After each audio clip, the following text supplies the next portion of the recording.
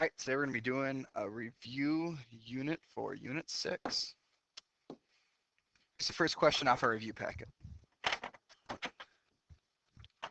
Which is the definition for the median of the data set? Median, what does the word median mean? Largest value, most frequent value, are the smallest value, or the middle value? Median is our middle value, the number right in the middle. What is the definition for the maximum of a data set? Maximum means the largest. So the largest value. Which is the definition for the mode? Mode means it's happening the most times. So we have the most frequent value. Which is the definition for the minimum? Minimum means the smallest amount. So that would be C. Kathy asked 5 girls in her 5th grade class how many CDs each owned.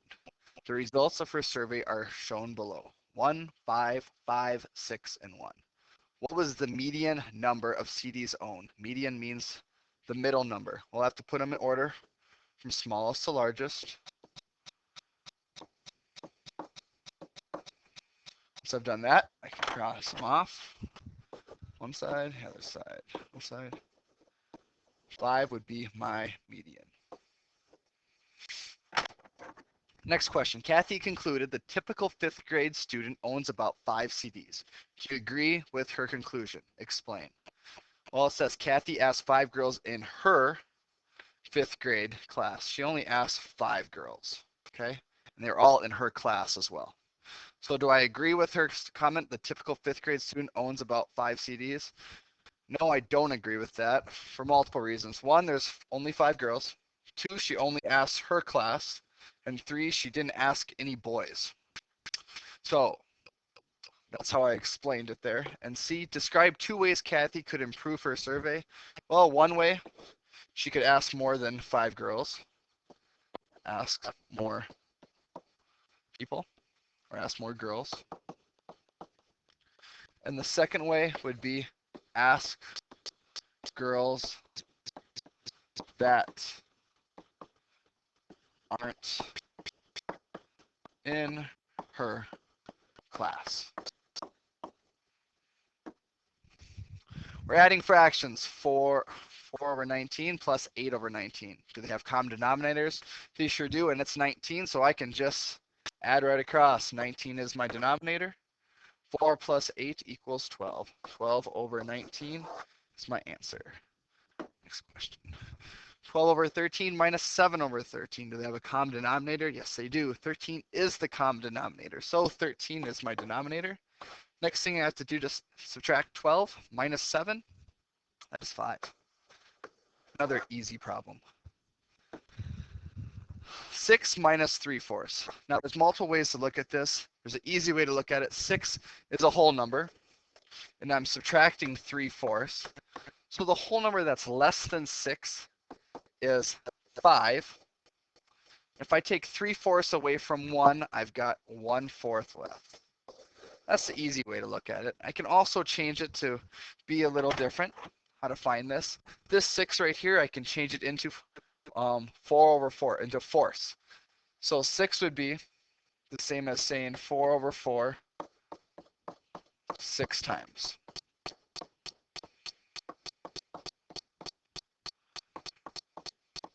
Because each of these equal 1, which equals a whole number 6. But if I add all these numbers up right here, I get 24 over 4. So kids, you can also do 24 over 4 minus 3/4. I get 21 over 4. Then I can see how many 4s going to 21. 5 4s going to 21. And what's left over? 1/4. That's another way to look at it. You can change this 6 right here into a fraction, which would be 24 over 4, and then subtract it. That's another way of solving that problem. 5/9 plus 1/8. Well, we don't have a common denominator, so we have to stack our fractions. What number does 9 and 8, what do they both go into? Well, I know they both go into the number 72. 9 times what equals 72? 9 times 8. 5 times 8 equals 40. 9 times, or 8 times 9 equals 72. 1 times 9 equals 9. We're adding these up. I'm going to rewrite my problem. I have 40 over 72 plus 9 over 72 equals 49 over 72. Next problem. 14 over 15 minus 4/5. Once again, I don't have common denominators. I have to stack my fractions. Please don't forget to stack your fractions. Next thing, I have to look at my denominators. What number can 15 and 5 both go into? Well, they both go into 15. 15 times 1 equals 15. 14 times 1 equals 14. 5 times 3 equals 15. 4 times 3 equals 12. I'm going to rewrite my problem up here with blue. Got 14 over 15 minus 12 over 15. Answer is 2/15. You have to find the common denominator, kids. It's very important. 1/8 plus 7/16. We'll have to find common denominators once again. The only nice thing here is they already have the fractions stacked for us, so let's just draw some equal signs here. What number can 8 and 16 both go into? They both go into 16. 8 times 2, 1 times 2 equals 2. 16 times 1, 7 times 1 equals 7. So I have 2/16 plus 7/16 equals 9/16. That's your answer. 5/6 minus 3/8. Let's look at the denominators. We have 6 and 8. What do they both go into? Well, they both go into 48. What's a smaller number they both go into? They both go into 48. Can 6 go into 24? Can 8 go into 24? Yes, they can. So let's make 24 our denominator. You'd get the same answer with 48, but you just have to reduce more at the end. 6 times 4 equals 24. 5 times 4 equals 20. 8 times 3 is 24. 3 times 3 is 9. Let's rewrite this problem. 20 over 24 minus 9 over 24. 24 is my denominator.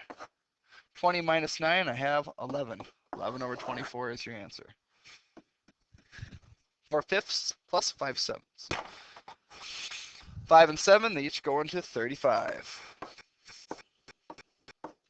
5 times 7 is 35. 4 times 7 is 28.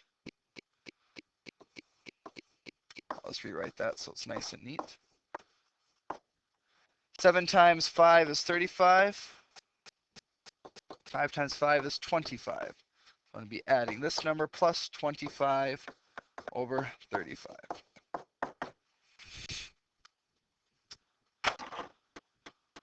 35 is my denominator.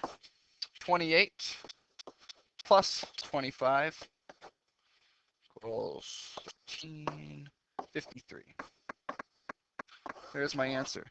But I can't leave it like that. So I've got 53 over 35. How many 35s can go into 53? Well, I know 1 can go in there. Well, what's left over? Let's check. 53 minus 35. Got to borrow here. Got an 8. 18's left over. 18 over 35. See, I even had to use some long subtraction addition on the side here to work out that problem correctly.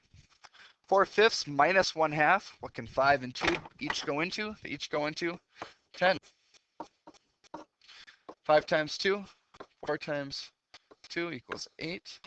2 times 5, 1 times 5 equals 5. And 8/10 minus 5/10 equals 10. 3/10. Which fraction pair is represented in the drawing below? Let's take a look at this first box right here. How many do I have shaded? 1, 2, 3, 4, 5, 6. Got 6 shaded out of 6, 7, 8, 9, 10, 11, 12. 6 out of 12 is in this box right here. 1, 2, 3, 4, 5, 6, 7, 8. I've got 8 out of 8, 9, 10, 11, 12, 8 out of 12. I'll write that a little neater here.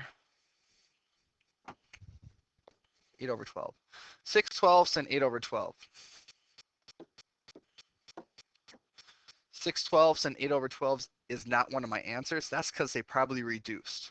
So 6 twelfths, I'm going to reduce these on the side here. 6 twelfths and 8 twelfths. Well, what number can go into 6 and what number can go into 12? Well, I can divide them both by 6. So I'm going to go ahead and do that. 6 divided by 6 equals 1. 12 divided by 6 equals 2. I can put 4 in each of these. 8 divided by 4, 12 divided by 4, I have 2, and I have 3.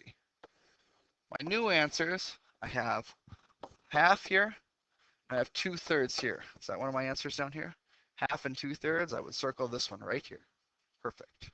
Write a pair of fractions with common denominators for the figures in part A. Explain how you'd use the multiplication rule to find common denominators. So I have, that's what the problem's asking, kids. I have half, and I have 2/3. These are my denominators, the 2 and the 3. The multiplication rule is if I multiply 2 times 3, I'd get the number 6. 2 times 3, I get 6. Now I want to find equivalent fractions. That's what they ask. Find common denominators, okay? 2 times 3 is 6. 1 times 3, I get 3. 3 times 2, I get 6. 2 times 2, I get 4. There's your new answers to this problem. Perfect. This gets a little messy here, but you can follow along with your study guide as well. Cindy was writing a report on the activities of school students. To start, she gave a survey to 10 students in her class. The following were 3 of the questions. How many movies do you see in a year? How many hours do you sleep each night? How many hours do you study after school each day? The graphs below show the answers. So I have 3 questions. I only have 2 graphs. That means I don't have to use one of these. A says, which question does graph 1 represent? Graph 1, well, I'm looking, I have a 40 here, and I have a 50. My first question is, how many movies do you see in a year? I guess a student could see 40 to 50 movies in one whole year. That works. How many hours do you sleep in a night? Well, I know that's not it. No one is sleeping 45 hours in a night. How many hours do you study each night? I wish you could study for 45 hours in a night, but that's not possible either. So your answer is going to be A for graph 1. Which question does graph 2 represent? Well, I'm down to B and C. How many hours do you sleep in a night? I am hoping you sleep more than 4 hours of sleep or 1 hour of sleep. The other one says, how much do you study? This one's C. We don't use B in this problem. There's no way you're sleeping only 1 hour and then coming to school the next day. I guess it's possible, but that wouldn't be very healthy. Which stem and leaf plot has a median of 25? Remember, median means the middle number, and mode of 27. 27 happens the most. Well, let's take a look at A. Is there even a 27 in the plot of A? There isn't. We have the numbers in the 30s, 40s, 50s. We obviously know A does not work. How about B? Yes, we have a number in the 20s. We have a couple 27s here. 27 is the mode. It looks like 25 could be the median in this problem. I'll leave B for a little bit here. Let's go take a look at C. C is in the 30s, 40s, and 50s. There's no 27 in C. How about D? Well, we have a number in the 20s, but is there a 27 here? There is not. Is there a 25 here? There is not. Let's go back up to B. Is 27 the mode? 27 is the mode. Is 25 the median? If I cross the number off here, here, here, here, here, here, here, here, 25 is my median. B is my answer. The data below shows the final exam grades for Mr. Damon's history class. Explain the mistake in the stem leaf plot for the exam grades. I'm just going to go through this and cross them off. I've got a 45 here. We have a 45 in the problem. We do, right here. A 32. Do they have a 32 in the problem? Right there. 58. Is there a 58 in the problem? Well, we need to draw a 58. That sounds like a mistake. 52, is there a 52 in the problem? There it is right there. A 49, 49 is right here. A 36, 36 is written right here. 47, 47 is right here. 56, there is a 56 in this problem. A 26, there's a 26 in this problem. 51, there's a 51 right here. 55, 55 is right here. 42, 42 is right here. 35, 35, 54, 54, 39, 39. They missed the number 58. That's how I solved it. So the correct stem leaf would obviously need an 8 here. Use a ruler to draw a line segment that's 3.5 inches long. So right here, 3.5 inches long. Well, that worked nice. If you erase 1/5 of an inch from the line segment, how long would it be? Well, I have to erase the line, but basically what they're saying is you have 3.5 inches. You're subtracting 1/5 from this. What does that equal? You're subtracting fractions. Well, we'd have to find a common denominator. Let's make some more room here. Stack these fractions up just like always. So we have 3.5. We have 1/5. Well, 2 and 5, they both go into 10. Both go into 10. Change colors here. 2 times 5 equals 10. 1 times 5 equals 5. So this turns out to be 3 and 5/10. 5 times 2, 1 times 2 equals 2. So equals 2/10. So my new problem will be written as 3 and 5/10 minus 2/10 equals, well, do I have common denominators? Yes, we do. Is the numerator on the left bigger than the numerator on the right? It is, so we don't have to borrow from the 3, which is kind of convenient. So now I can just subtract right across. 3 minus 0 equals 3. 5 minus 2 equals 3. And my denominator doesn't change. 3 and 3/10 is your answer. Next problem. Tanya and Manuel each made a graph based on their survey of favorite types of animals for 5th grade students. Results of the survey were as follows. Giraffe is 20%, monkey is 40%, and zebra is 40%. I'm trying to read this carefully. It says, whose bar graph best represents the survey results? Well, if I'm trying to look at just percents, I'm going to say Tanya's graph looks like it's the easiest to read. Right here, it gets kind of difficult with 0, 1, 2, 3, 4, 5. Sure if that's 3.5, 45%. Right here, you have the percent written out, 0 to 100. Tanya's graph is the easiest to read. Question B says, if 100 students answered the survey, how many of them chose monkey? Well, monkey, so remember these problems from last unit. 40% is monkey, so 40% of 100 equals what? I'd have to change 40% to 0.40. Of means multiply. 100 equals what? This is long multiplication. Let's work it out. 100 times 0.40. Change colors. 0 times 0 equals 0. Place value. 4 times 0. 4 times 0. 4 times 1 is 4. Go and add these up. How many numbers are after the decimal? 2. Decimal goes there. Your answer would be 40. 40% of 100 would be 40. That is the answer to B. I'll just write it up here. Let's work out problem C now. If 10 students answered the survey, how many of them chose zebra? Well, zebra is 40%. So 40% of 10 equals what? 40% would be 0.40. Of means times 10 equals what? Multiplication here. 10 times 0.40 equals 0 times 0 equals 0. 0 times 1 equals 0. Place value holder. 4 times 0 equals 0. 4 times 1 equals 4. Add them up, you got 400. Where's the decimal? 1, 2, 1, 2. Decimal goes there. So your answer is 4. C equals 4.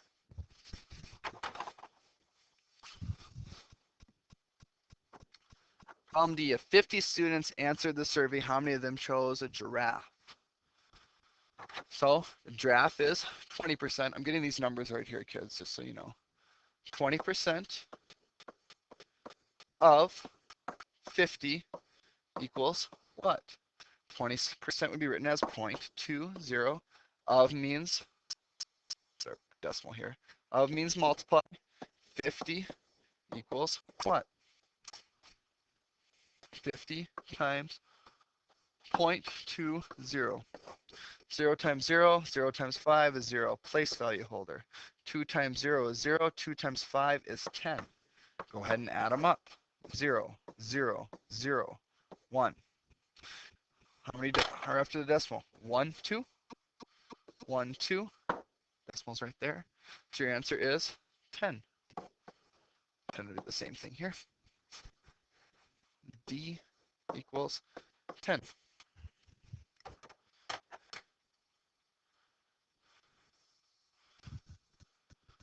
Let me see if I can read this last question. If you were trying to choose a favorite animal for a documentary, how many fifth grade students would you interview? Explain why you chose that number. I guess if I was trying to, I'd probably ask at least 100 students, if not 1,000 students. The more kids you ask, kids, the more accurate your data will be. Explain one way to rename 1/5 as percent without using a calculator. Well, I've taught you this multiple times now. 1/5. We have to change this fraction into a fraction that has 10, 100, or 1,000. Well, we know 5 can go into 10. 5 times 2 equals 10. 1 times 2 equals 1. So we have 1/10. 1/10 written as a decimal is 0.1. And then when we want to put that into a percent, we just have to add a 0 here. So it would be 10%. Remember, you're always just reading the first two numbers after the decimal. Last problem. Here's your challenge problem. It's a pretty easy challenge problem as long as you work it out backwards. Explain a family. Imagine a family of 5 people. Pretend you are one of the 5 people in the family. The average age of this family is 21 years old. List the ages of all 5 people in the family. Describe the relationship each of the imaginary family members has to you. For example, my mom, my little sister, etc. Explain how you use the mean to find the ages of the family members. Well, we have 5 family members. So let's just write them off to the side right now. Let's say we have dad, we have mom, let's say you have me, let's say you have a sister, let's say you have a brother. The mean, or also the average, or I'm going to say average, remember they're the same thing, equals 21. Well, how do they get to that 21? Remember, when finding the average, you have to add up all the numbers and divide it by how many numbers you have. So this is what we have to figure out. We have to find out, we have 5 family members. So this is what the problem looks like. We have add all these numbers up, we get this big number. If we divide that big number by 5, we get 21. That's how that works, kids. The only thing is we don't know what this big number is. Normally, we have this big number right here, and then we divide it by 5 or divide it by however many we're adding up, and then we get that 21. But right now we're working backwards. I'm going to show you a quick little problem here. Let's say I have blank divided by 2 equals 8. Well, how could we get that number? If we took these two numbers, if I did 2 times 8, I would get 16. If I put this number here, 16 divided by 2, I would get 8. So let's take what we learned here and apply it to this problem. If I took 21 times 5, I would get 105. 105 goes right here. 105 divided by 5 equals 21. So with that being known, I have to just find 5 ages that when you add them all up together, so if I can get a better addition sign here, that is supposed to be adding, I get 105. So let's try this out. Let's say dad is 40. Let's say mom is 40. So that's 80 right there. We're getting to 105. Let's say you are 10. So now we're at 90.